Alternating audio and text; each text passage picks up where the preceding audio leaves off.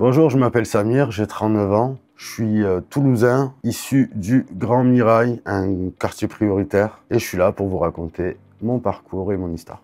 Alors, ce qui m'a attiré comme métier de base, c'était la restauration, vu que j'ai ma mère qui est cuisinière et qui nous a un petit peu formés à cuisiner pour nous, pour la famille. Pour vous raconter un petit peu mes différentes expériences, à la suite du lycée, j'ai fait un petit peu d'intérim et derrière, j'ai intégré le food truck à mon frère, où j'ai fait un petit peu ma formation en restauration rapide, notamment en street food. Et ensuite, j'ai fait une pause de restauration. J'ai fait un peu de médiation dans les transports en commun. Et ensuite, j'ai repris la restauration en tant qu'entrepreneur. Donc, j'ai créé Oggy Food, qui était un service de nuit, un service de livraison de nuit à domicile où on proposait des petits plats cuisinés en plein milieu de la nuit, livrés à la maison.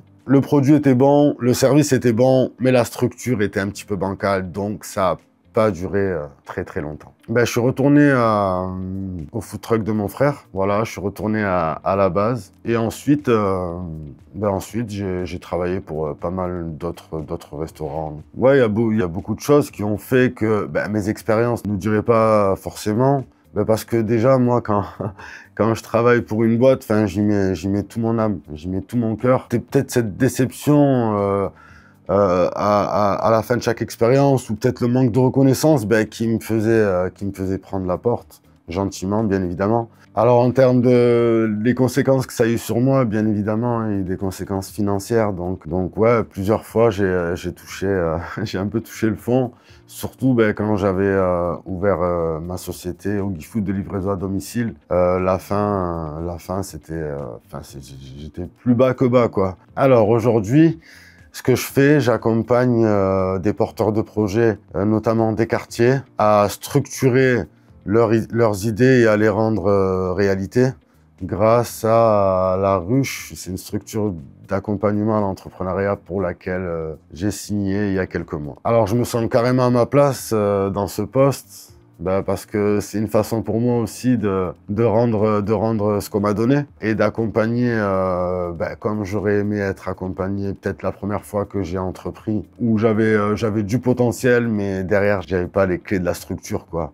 Donc là, aujourd'hui, justement, ce que j'ai envie d'apporter aux porteurs de projets, c'est justement cette confiance, cette structure, ce cadre pour qu'ils y arrivent et qu'ils aillent jusqu'au bout. Venir de ce quartier, ça m'a apporté beaucoup de force, énormément de force. Et aussi toutes les faiblesses qui vont avec, donc les regards, les freins, les barrières. Moi, j'en suis fier, je suis fier de venir de là. Et justement, j'ai à cœur de représenter d'où je viens, surtout que c'est pas très bien vu comme territoire. Et voilà, moi je sais pertinemment que dans ce territoire, il y a du talent, il y a de la qualité, il y a des pépites, quoi. Oui, très clairement, j'ai déjà été victime de racisme par mes responsables, peut-être qui comprenaient peut-être pas le ton dans lequel je parle ou ma façon de parler. Voilà, après j'ai toujours su m'adapter, mais il y a quand même toujours ce petit côté naturel qui revient dans mon langage. Donc ouais, peut-être ça a été mal perçu parfois. Enfin, si je devrais donner des conseils aux plus jeunes, ça serait de continuer d'y croire, de croire en ses rêves et de foncer, quoi. On n'a rien à perdre quoi qu'il arrive, donc faut y aller. Et je regrette absolument pas mon parcours, c'est ce qui a fait de moi ce que je suis aujourd'hui. J'espère que mes parents sont fiers de moi. On n'en parle pas souvent. Culturellement, on n'est pas, on se dit pas énormément les choses avec mes parents, mais ouais, j'ose espérer qu'ils sont fiers de moi.